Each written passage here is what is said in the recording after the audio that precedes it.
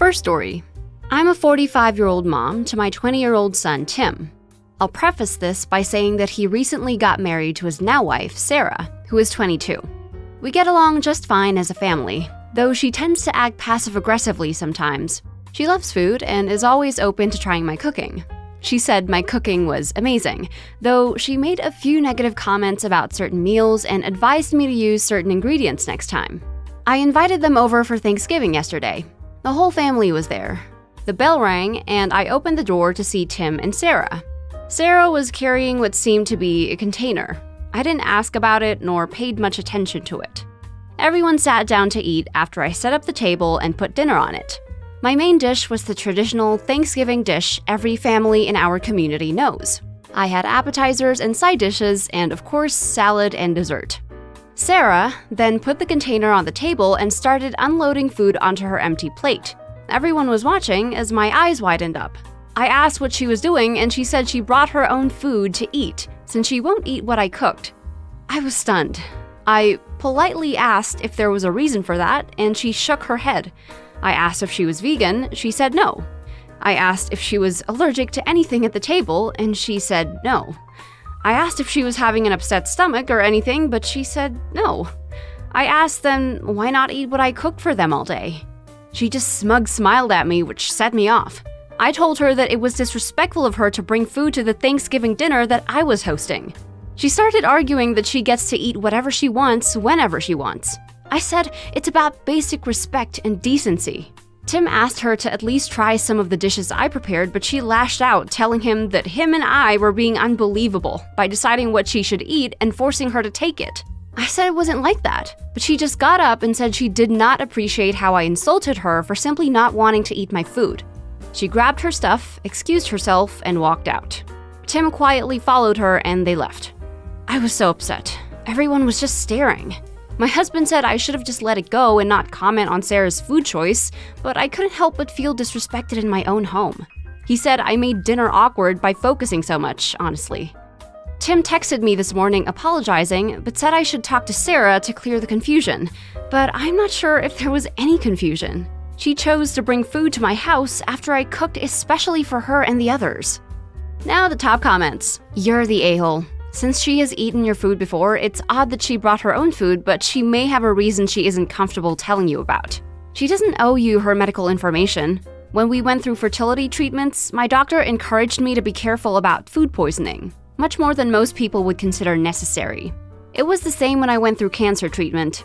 You are the one who kept pushing the issue, drawing attention to it, and spoiling the meal. She didn't say anything critical of your cooking or your meal. You started the fight, and they left instead of dealing with your behavior. You put your pride over spending time with your son and his wife. Not the a-hole.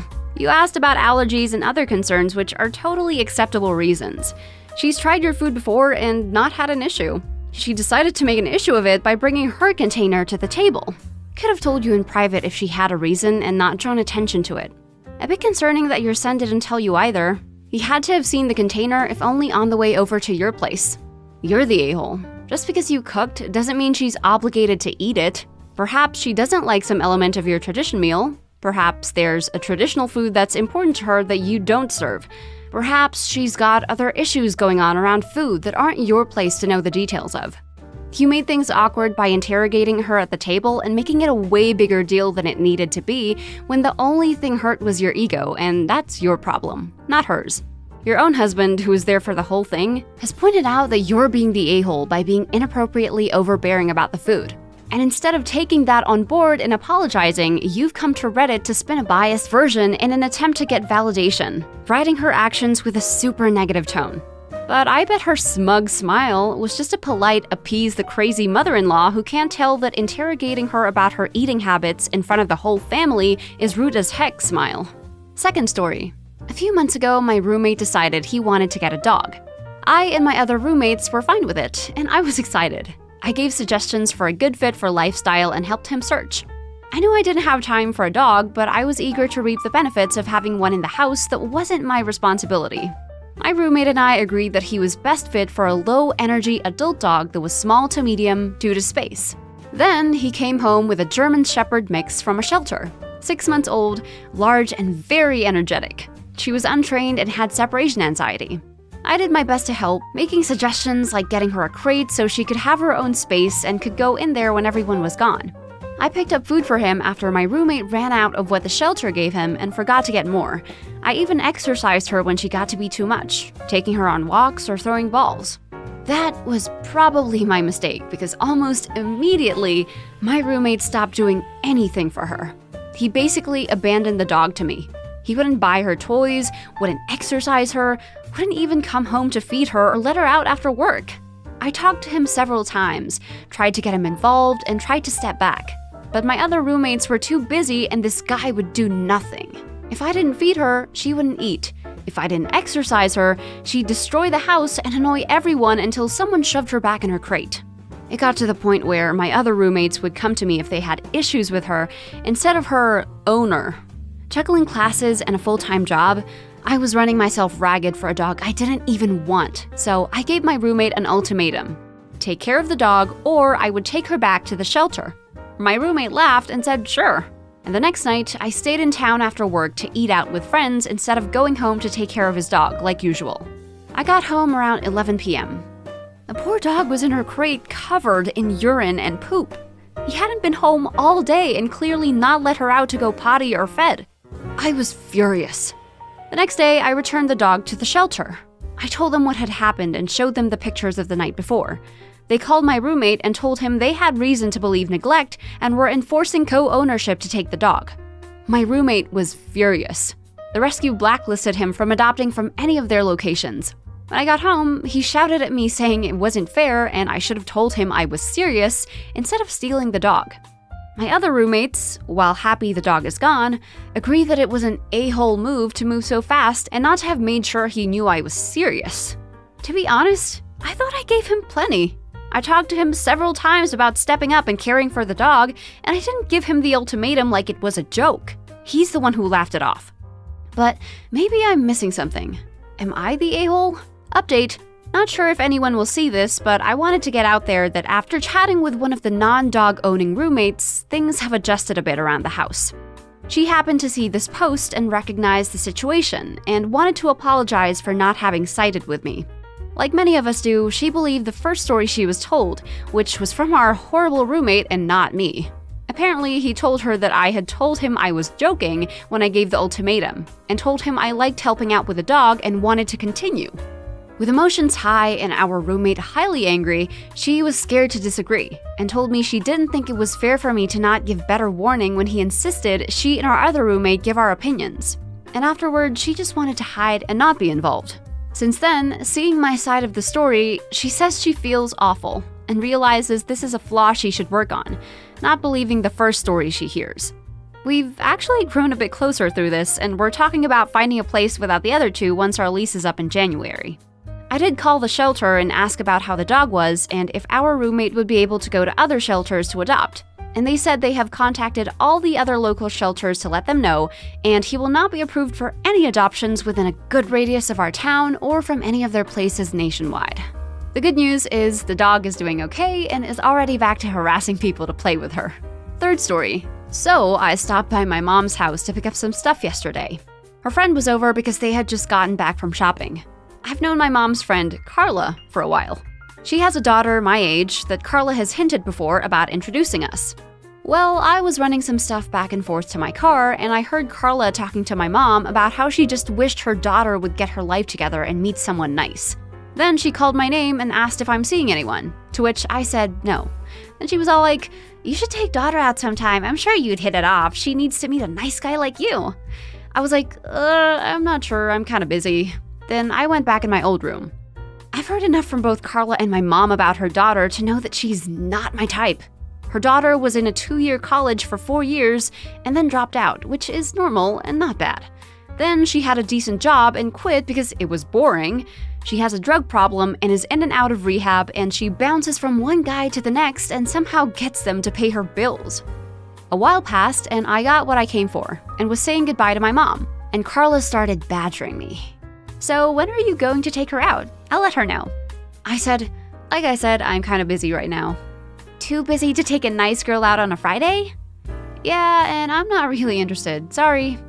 "Well, why not? She's a nice, pretty girl. You'd be good for her."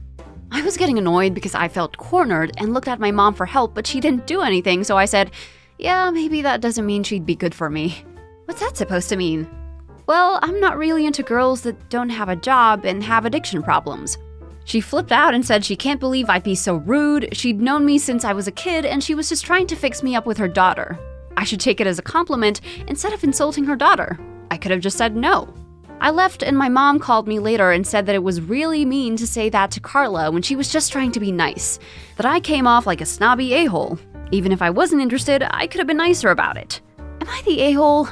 Now the top comments. Not the a-hole. It wasn't their place to pressure you into a date in the first place. You were direct and honest. They straight up asked why you didn't want to go on a date with her, and then they didn't like the honest answer. Not your problem. There's a line. You say no so many times, and then you have to be rude. Most of the time when you feel like you have to be rude, the person who you were rude to will feel like you could have just said no for the 8th time. It's tough to tell when you cross it prematurely. If you felt like saying no wasn't enough, and it sounds like that's how you feel, then not the a-hole. Last story. I'm a 33-year-old woman and my husband is 28. I want to start by saying that he has been sick for over 8 months now. I won't get into details, but his condition is serious. Ever since he got sick, I started getting constantly criticized by his mother. She tends to act so overprotective of him as her only child, and she'd constantly bicker with me and blame me for everything. From him getting an infection or fever, saying I'm not keeping the house clean or sanitizing enough, to him staining the sheets or his clothes with vomit. Then she'd come at me saying I was being neglectful for not changing him quick enough, while all she does is sit around all her visits till I had an argument with her as she no longer comes over. As a result, she no longer got updates on my husband's condition. She tried snooping around and then publicly called me out from keeping her from seeing her son even though she visited him at the hospital a week ago. Apparently, she visited his doctor and discussed his condition. I found out when my husband's uncle called to berate me, saying my husband suffers from a skin disease, which is recent because of my lack of care. I was confused and asked how he knew. He directed me to the social media post my mother-in-law made. Turned out, she took medical information from my husband's doctor and shared it in a social media post with everyone, using the title, "This is what my son's wife doesn't want me to know." Then she went on to say my husband was getting worse by the hour under my care, or lack of, and proceeded to say I was doing this to punish her and had others agree that what I was doing was appalling and disgraceful. I was so mad because my in-laws came at me after this post. I was mostly mad at my husband's doctor. I had an argument with him and told him I won't be letting this slide after he said I misunderstood the situation. I threatened to report him for his misconduct and refused to sit down for a talk. My family got involved and supported me since this wasn't fair, but they said I should leave the doctor alone and out of my in-laws' drama since he eventually didn't lie or agreed to fabricate some false info if my mother-in-law asked. They told me to step down about reporting him and just focus on my husband's health. But my brother said, do it, because it's the doctor who gave your sad excuse of a mother-in-law ammo to come at you like that. I ended up reporting him and was criticized for going through with my threat. Am I wrong for this? To clarify, no, my husband's doctor was informed of the situation with my mother-in-law, and she doesn't have direct permission to access medical information unless it's through me or my husband. My husband's current reaction is anger. He's already struggling mentally with his illness, and his mother's behavior has made things worse. Now the top comments. Not the a-hole, and I would even go further, and if you have the time and money, invest in a lawyer and sue her butt for defamation for the Facebook post. What she did is freaking horrible. Such rumor can F your life up in many ways. She needs to be stopped, and if you have the means, the law would do just that. Not the a-hole at all, and it's disturbing so many people wanted you to give this doctor a pass for a major professional violation. Anyone who works with sensitive information has data protection and privacy drilled in. I know from professional experience, whenever I am asked for info, my first thought is, check they are allowed access. It's rote now. This wasn't a mistake or a misunderstanding. It was a flagrant disregard for privacy. Not the a-hole. I'm a doctor.